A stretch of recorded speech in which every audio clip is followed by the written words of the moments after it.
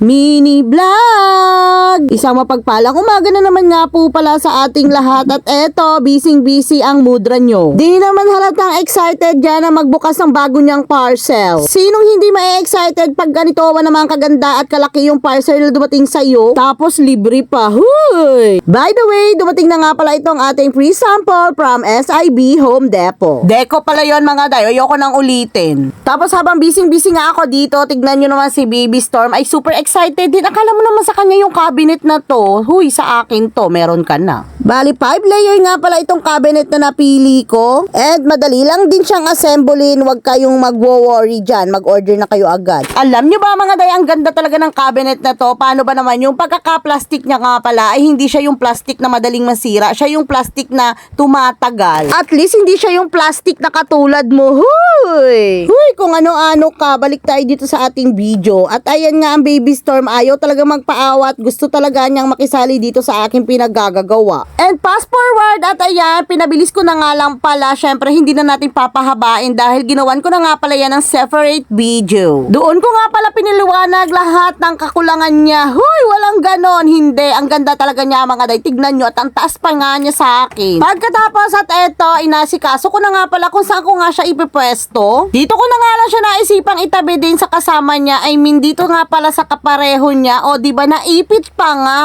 Pero kahit naipit yan, dire-diretso pa rin tayo sa ating trabaho dahil excited yan na mailipat na yung kanyang mga damit dito sa kanyang bagong drawer. Huwag kayong mag-alala mga day, magaan nga lang pala yan. O, diba, sa sobrang busy ko, yung bata naman kontento na dun sa kahon. Kahon lang ay sapat na. Pero bakit meron nakikiselfie sa cellphone ko? Kilala nyo ba yun? O, diba, ang ganda-ganda niya, bagay na bagay siya dito sa kanyang katabi dahil same shop lang nga din pala yan mga day.